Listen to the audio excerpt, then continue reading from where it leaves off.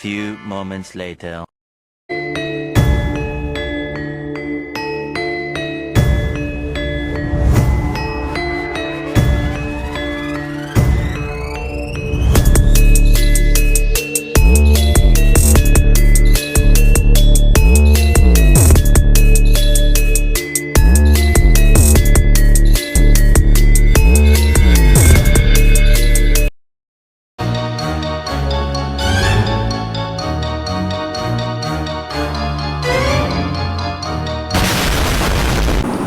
Perkenalkan, saya Jolin, NPM 2351053. Nah, membicarakan hakikat negara berarti menggambarkan sifat negara dan juga berhubungan dengan tujuan negara dan alasan bahwa hakikat negara sebagai wadah suatu bangsa untuk mencapai cita-cita atau tujuan bangsa.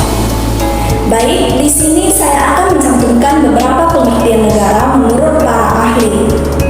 Menurut Aristoteles, negara adalah persekutuan daripada keluarga dan desa guna memperoleh hidup yang sebaik-baiknya. Negara yang dimaksud adalah negara hukum yang di dalamnya terdapat sejumlah warga negara yang ikut serta dalam permusyawaratan negara. Apa itu negara hukum? Yang dimaksud negara hukum adalah negara yang berdiri di atas hukum yang menjamin keadilan kepada warga negaranya. Kemudian, menurut Hegel, negara adalah organisasi kesusilaan yang muncul sebagai sintesis dan kemerdekaan individual dan universal. Sedangkan menurut J.H.A. Logeman, negara sebagai organisasi, kewibawaan itu tidak tergantung kepada siapa yang memerintahnya. Apakah yang memerintah itu bangsa lain ataukah bangsa sendiri? Yang menjadi pokok ialah bahwa negara itu berwibawa dan buktinya segala perintahnya dipatuhi dan ditaati oleh rakyatnya.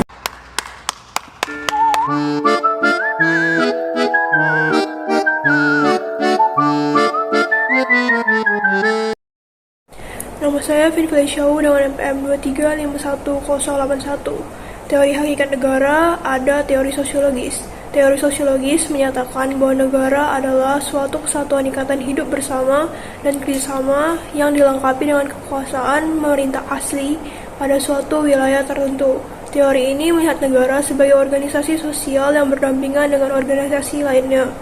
Negara juga dapat dipahami sebagai anggota masyarakat dan zon politikon yang merupakan wadah bangsa dan menggambarkan cita-cita kehidupan bangsanya. Beberapa tokoh yang memiliki pandangan sosiologis mengenai negara ada Socrates, Plato, dan Aristoteles. Lalu ada teori organis. Dalam teori ini, mereka menyatakan bahwa negara adalah suatu organisasi kemasyarakatan yang bertujuan dengan kekuasaannya untuk mengatur serta menyelenggarakan suatu masyarakat. Teori ini melihat negara sebagai suatu badan wilayah yang dilengkapi dengan kekuasaan untuk mengatur diri sendiri, struktur atau organisasi, dan lembaga-lembaga kenegaraan. Mereka ada dengan ketentuan hukum dan melaksanakan tugasnya berdasarkan ketentuan hukum itu pula. Beberapa tokoh yang memiliki pandangan organis antara lain Logeman dan George Jelinek. Perkenalkan, saya Jocelyn dengan NPM 2351062. Nah, teori yang selanjutnya untuk mempelajari hakikat negara adalah teori ikatan golongan. Hakikat negara dipandang sebagai ikatan ataupun gabungan kelompok masyarakat untuk mencapai tujuan bersama.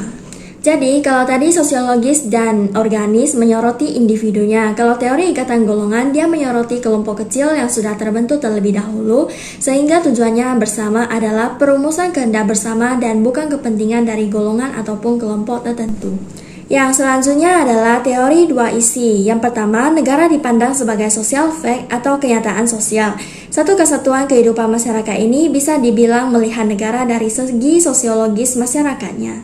Nah, yang kedua, negara dipandang sebagai rechtliche institution. Kelembagaannya ini bisa melihat dari segi yuridis.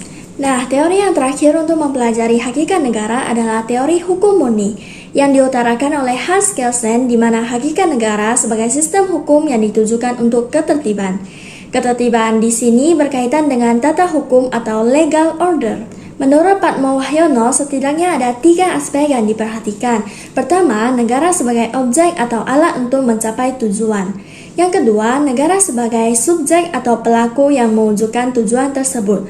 Dan yang terakhir atau yang ketiga adalah negara sebagai penghalus hukum, dalam artian mempertemukan pendapat berupa kesepakatan. Jadi, untuk penghalus hukum negara dipandang sebagai hasil perjanjian masyarakat.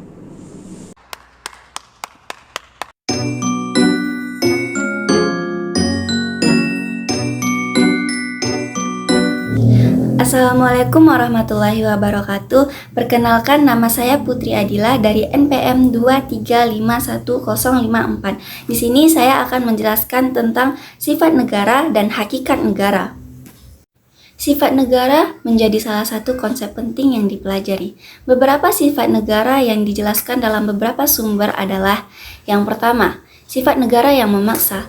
Negara memiliki kekuasaan untuk memaksa rakyatnya untuk tunduk dan patuh terhadap negara tanpa ada pemaksaan fisik.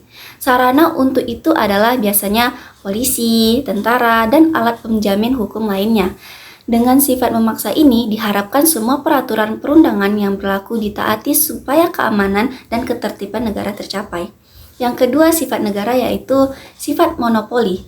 Negara dapat menetapkan tujuan bersama dalam masyarakat. Negara dapat menguasai hal-hal seperti sumber daya penting untuk kepentingan orang banyak. Negara mengatasi paham individu dan kelompok. Yang ketiga sifat negara yaitu mencakup semua atau all-embracing.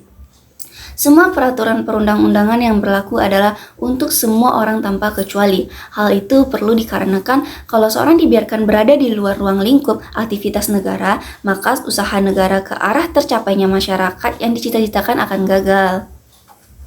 Selain sifat negara, kita juga mempelajari teori sifat hakikat negara. Ada beberapa teori tentang hakikat negara, seperti teori dari Aristoteles yang menyatakan bahwa sifat hakikat negara itu semata-mata sebagai alat untuk memaksa agar pengelompokan manusia itu tunduk dan supaya bertingkah laku mengikuti tata tertib yang baik dalam masyarakat. Ada juga dari teori M.C. Dougal yang menyatakan bahwa hakikat negara itu sebagai organisasi kekuasaan atau Dwang, Organization. Selain itu, dalam peninjauan sifat hakikat negara dari yuridis dapat dikemukakan pendapat yang memandang negara sebagai keseluruhan, melihat peraturan atau ketentuan-ketentuan yang membenarkan negara itu.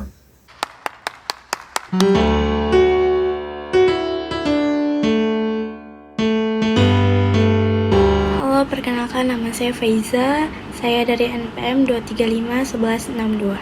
Baik, di sini saya akan menjelaskan asal mulanya nama Indonesia. Indonesia terdiri dari dua kata, yaitu antara Yunani yakni yang berasal dari India dan Nesos yaitu artinya pulau atau kepulauan. Pada tahun 1847, seorang Skotlandia meraih gelar sarjana hukum di Universitas Edinburgh melanjutkan sebuah majalah ilmiah tahunan bernama Journal of the Indian Archipelago dan Eastern Asia di Singapura. 2 tahun, George Samuel Earle yang merupakan seorang pakar etnologi berkembang di Inggris bergabung menjadi bagian tim redaksi majalah.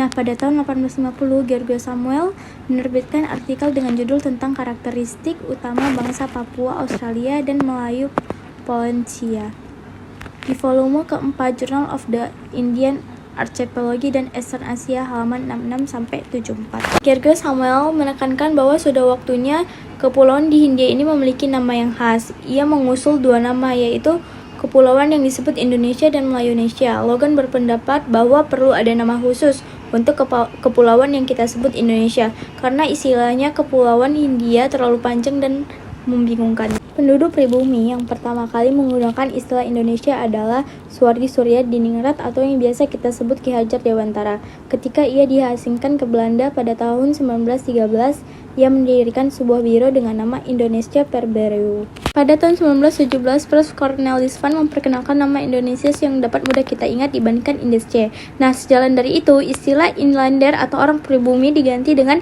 Indonesior atau yang disebut dengan orang Indonesia.